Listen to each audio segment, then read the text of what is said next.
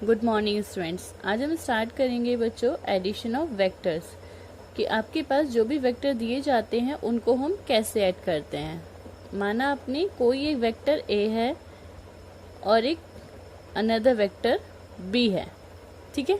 तो इन वेक्टर्स को हम कैसे ड्रॉ करेंगे। पहले आपने एक ए बी वेक्टर माना। ए बी वेक्टर कितना है मैग्नीट्यूड उसका ए, ठीक है। फिर आपने अनदर वेक्टर बी माना है, तो इसे आपने बी से लेकर यानी कि ए बी का जो अंतिम पॉइंट है वहीं से आपने दूसरा वेक्टर बी सी माना। बी सी वेक्टर आपका बी है, तो आपको ए सी की वैल्यू निकालनी है कि आपका ए सी क्या होगा। ए सी आपका रिजल्टेंट होगा, यहाँ पर परिणामी होगा। तो इसकी वैल्यू हम कैसे निकालेंगे। तो देखो बच्चों, ए सी वेक्टर इज इक्वल टू ए सी, हम एक तो सीधे गए हैं, दूसरा तरीका कौन सा रास्ता था हमारे पास, ए से बी गए फिर बी से सी गए। तो ए सी की वैल्यू क्या आ गई आपकी, ए से बी प्लस बी से सी। तो ए बी वेक्टर की वैल्यू कितनी है, ए वेक्टर। बी सी वेक्टर की वैल्यू बी वेक्टर। तो देखो बच्चों, जब आप किन्हीं भी दो टर्म्स को ऐड करते हैं तो उसका रिजल्टेंट ए सी है। ए सी को आपने कैसे लिखा, ए से बी बी से सी, यानी कि इनका जो मिड पॉइंट है, इनके बीच में एक ऐसी पॉइंट है जिसका एक पॉइंट का तो अंतिम पॉइंट है और दूसरे के लिए वो इनिशियल पॉइंट है, तो वो पॉइंट हमारा एलिमिनेट हो जाता है। तो ए सी को आप कैसे लिख सकते हैं, A B plus B C. Arrow का हमेशा ध्यान रखेंगे, जिस दिशा में डायरेक्शन में आपको एरो दिए जाएंगे उसी डायरेक्शन में आप अपने नंबर्स को लेंगे। उस जैसे ए से बी, बी से सी, ए से सी। जब भी आप इसका नेगेटिव लेंगे, अगर हम बी से ए जाते हैं, बी से ए जाने में हमारा एरो किस तरफ है, ए से बी की तरफ है ना, पर हम कैसे जा रहे हैं, बी से ए की तरफ। तो हमारा जो वैल्यू है वो माइनस में डिफरेंस आ जाएगा। इसको हम कैसे लिख सकते हैं, माइनस ए बी। माइनस सिर्फ इसके दिशा को बताता है कि हमारी जो दिशा है वो विपरीत है, अपोजिट डायरेक्शन है।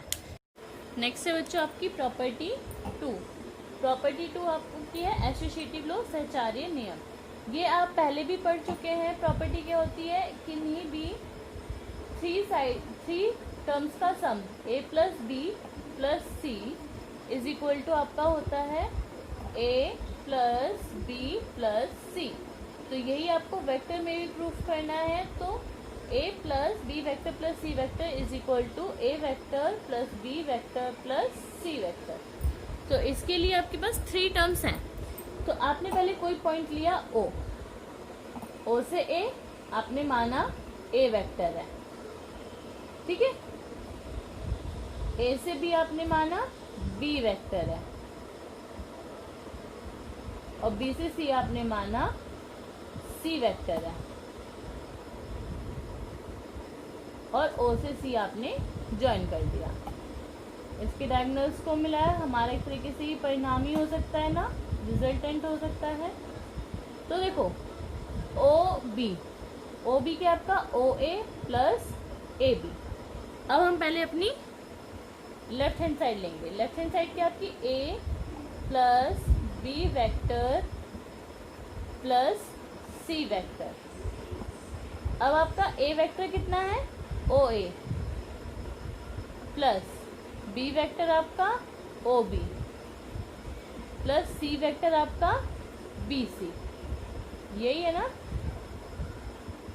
ओ ए प्लस ओ बी, ओ ए प्लस ओ बी का रिजल्टेंट कितना है, ओ बी है ना, ए बी यहाँ पर आएगा।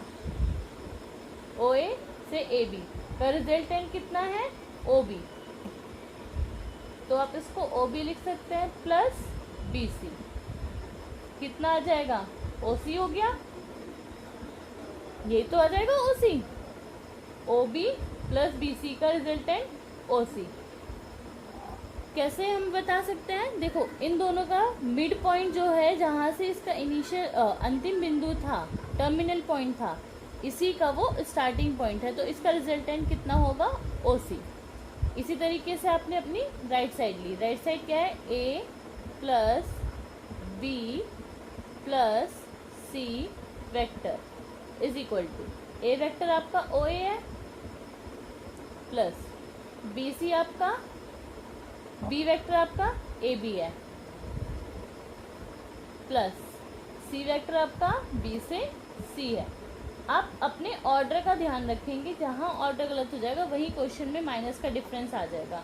तो जिस जिस ऑर्डर में आपको जिस तीर के अकॉर्डिंग आपको दिया गया है वही आप ऑर्डर मानेंगे। BC है, BC C की तरफ जा रहे हैं तो BC ही लिखेंगे। तो OA plus AB plus BC को आप क्या लिख सकते हैं, AC लिख सकते हैं, इसका रिजल्टेंट है ना। OA प्लस OC AC को आप OC लिख सकते हैं। तो देखो आपकी लेफ्ट हैंड साइड और राइट हैंड साइड दोनों ही OC के इक्वल है। दैट मीन्स आपकी सेकंड प्रॉपर्टी भी सेटिस्फाई होती है, यानी कि आप तीन वेक्टर्स का सम को इस फॉर्म में लिख सकते हैं। A vector plus B vector plus C vector is equal to A plus B vector plus C vector. बस ये ध्यान रखिएगा, जिस दिशा में आपको एरो दिया गया है उसी दिशा में आपको अपना नंबर लेना है। अगर आप इसका अपोजिट लेंगे, जैसे कि OA आपका A वेक्टर है, अगर मैं इसको AO लिखती हूँ तो मेरे माइनस का डिफरेंस आ जाएगा, क्योंकि मैं अपनी डायरेक्शन से अपोजिट डायरेक्शन में चल रही हूँ। ठीक है, तो जिस ऑर्डर में आपको, जिस डायरेक्शन आपको तीर दिए गए हैं उसी तीर के अकॉर्डिंग जो भी आपको एरो दिया गया उसी के अकॉर्डिंग आप अपनी नंबरिंग को लेकर चलेंगे। और जैसे आपका AB प्लस BC है तो इसका रिजल्टेंट कितना होगा, AC। जब आपकी कॉमन टर्म आ जाएगी तो उस टर्म को हम एलिमिनेट कर देते हैं, हम उसका रिजल्टेंट निकाल लेते हैं, क्या आ जाएगा वो AC। थर्ड प्रॉपर्टी आपकी डिस्ट्रीब्यूटिव लॉ। डिस्ट्रीब्यूटिव लॉ क्या होता है आपका, बंटन नियम क्या होता है, जब आप किसी भी एक कांस्टेंट डिजिट से कहीं पर मल्टीप्लाई करते हैं तो उसकी मल्टीप्लाई अलग अलग टर्म में होती है। तो आप इसको lambda A vector plus lambda B vector लिख सकते हैं। फोर्थ आपका होता है identity of addition for addition. अब वेक्टर्स में आपकी आइडेंटिटी एलिमेंट क्या होता है, आइडेंटिटी एलिमेंट का मतलब है कि अगर हम किसी भी संख्या को जोड़ते हैं और हमारी डिजिट में कोई डिफरेंस ना आए, तो जैसे 0 जो है वो एडिशन की क्या है, आइडेंटिटी है। जैसे कि A 0 प्लस A ही रहता है ना, तो इसी तरीके से 0 वेक्टर आपका आइडेंटिटी वेक्टर होगा for addition. 0 plus A vector is equal to A vector is equal to A vector plus 0 vector. Fifth है आपकी एडिटिव इनवर्स। एडिटिव इनवर्स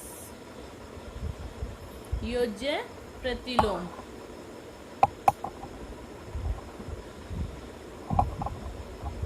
ये क्या होता है, यानी कि जब आप अपने टर्म को, किन्हीं भी दो टर्म्स को ऐड करते हैं, इनवर्स और जैसे कोई डिजिट है और उसका इनवर्स अगर हम ऐड करते हैं तो उसको करने पर हमारी आइडेंटिटी एलिमेंट आना चाहिए। तो हमेशा एडिशन का जो एडिटिव इनवर्स होता है वो माइनस में होता है, अगर माइनस में है तो वो प्लस में होगा, क्योंकि हमें आइडेंटिटी लानी है अपनी 0। अब देखो बच्चों, हम कैसे क्वेश्चंस को अपना सॉल्व करेंगे। आपके पास ये XYZ एक प्लेन है, X Y Z। X पे आपका I वेक्टर, Y पर आपका J वेक्टर और Z पर आपका K वेक्टर होता है। ठीक है, तो जब आपको कोई भी वेक्टर दिया जाएगा, सदिश दिया जाएगा, तो वो किस तरीके से होगा, AIJK की फॉर्म में होगा। जैसे आपके पास A वेक्टर है 2I plus 3J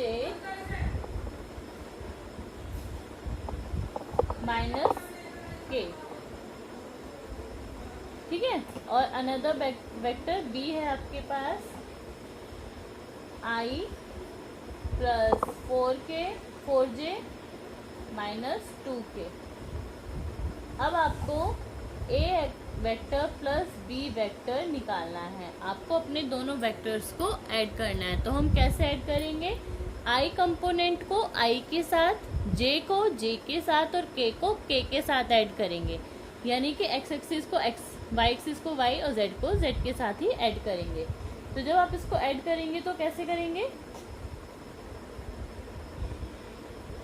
2i plus 3j minus k plus i plus 4j minus 2k। जब ऐड करेंगे तो क्या आएगा? 2i plus 1i 3i, 3i plus 3j plus 4j 7j minus 1k minus 2k minus minus plus 2 plus 1 3k। तो ये आपका a vector plus b vector है। यानी कि i कंपोनेंट को i कंपोनेंट के साथ ऐड करेंगे, j को j के साथ और k को k के साथ। ठीक है ना बच्चों? इसी तरीके से बच्चों आपका कोई भी दो वेक्टर्स हैं उनका सब्ट्रैक्शन होता है।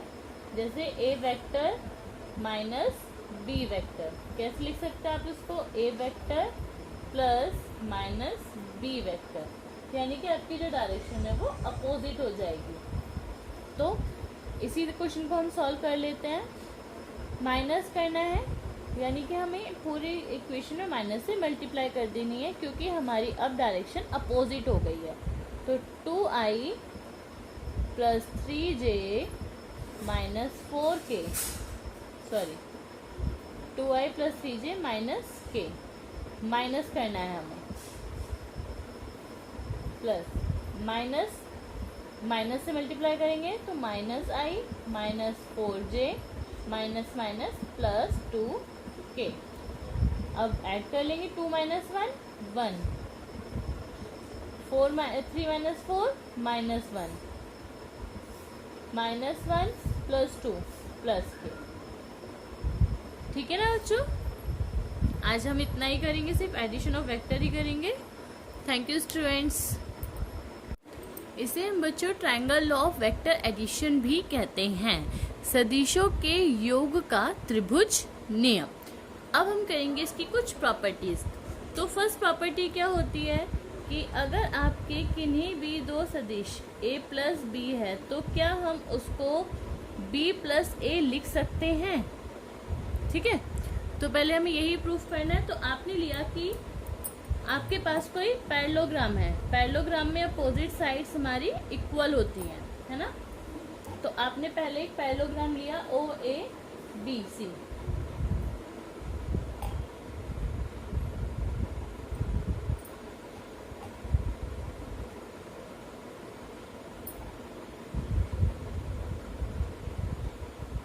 आपने लिया एक ट्रायंगल, सॉरी पैरेललोग्राम OABC। ठीक है, OA आपने माना A वेक्टर है और AB आपका B वेक्टर है। तो रिजल्टेंट कितना होगा इसका? A vector plus B vector होगा। अभी हमने सीखा है एडिशन ऑफ वेक्टर में कि अगर आपका OB कितना होगा? OB is equal to A vector plus B vector. क्यों? क्योंकि OA प्लस OB होगा, है ना? Sorry, OA plus AB, OB vector आपका A प्लस B होगा। तो आपको क्या प्रूफ करना है कि ये B प्लस A भी हो। तो जब आपका ये पैरेललोग्राम है तो OA जितना लेंथ होगा उतनी ही लेंथ हमारी BC की होगी। तो OA vector is equal to BC vector. तो ये कितना हो जाएगा? A vector. AB वेक्टर जितना होगा उतना ही आपका OC वेक्टर होगा, दैट मीन्स B वेक्टर, है ना? तो सॉरी बच्चों, ये CB, क्योंकि जिस डायरेक्शन में होगा उसी डायरेक्शन में ये भी होगा, तो ये CB। तो आपको निकालना है OB। OB की वैल्यू क्या होगी आपकी, OB की अगर यहाँ से निकालेंगे तो कैसे गए हम, O से C फिर C से B, तो OC प्लस CB। आप हमेशा ध्यान रखेंगे कि अगर OB निकाल रहे हैं तो इनके बीच का जो पॉइंट है वो सेम रहना चाहिए। तो OC की लेंथ कितनी है B वेक्टर प्लस CB की लेंथ कितनी है AB वेक्टर, यही आपको प्रूफ करना था। OB तो यहाँ पर भी सेम है, OB तो यहाँ भी सेम होगा क्योंकि डायगोनल है पैरेललोग्राम का। तो आपने क्या प्रूफ कर दिया, AB is equal to A plus B is equal to B plus A। First property आपकी प्रूफ हो गई। इसको हम क्रम विनिमय भी कहते हैं कि आपका जो ऑर्डर है वो चेंज हो सकता है, यानी कि आप A प्लस बी को B प्लस A लिख सकते हैं। ठीक है, नेक्स्ट प्रॉपर्टी है बच्चों आपकी एसोसिएटिव लॉ, सहचार्य। तो इसमें क्या होता है, आपके पास तीन कंडीशंस होती हैं, ये आप पहले भी पढ़ चुके हैं। A plus B plus C is equal to आपका क्या होता है, A plus B plus C, ये आप पहले भी पढ़ चुके हैं। अब हमें यही वेक्टर में भी प्रूफ करना है, that means A vector plus B vector plus C vector is equal to A vector plus B vector plus C vector. तो इसको भी प्रूफ करने के लिए आपने माना कोई बिंदु O है, कोई भी पॉइंट आपने O मान लिया। ठीक है, अब OA, AB, BC और OD, A, B, C, क्योंकि हमें तीन वो चाहिए ना कंडीशंस। तो O से A आपने माना A है, A से B आपकी B है और B से C आपकी C है। तो हमें कैसे प्रूफ करना है इसको, आपको LHS क्या दिया है, A vector plus B vector plus C vector, that means A vector कितना है OA प्लस B वेक्टर आपका AB प्लस C वेक्टर आपका CB। तो देखो बच्चों, आप OA प्लस OB को क्या लिख सकते हो, OA प्लस AB क्या लिख सकते हैं आप, इसको OB लिख सकते हो ना, है ना। तो OA कितना आ गया आपका, A वेक्टर, एक सेकेंड,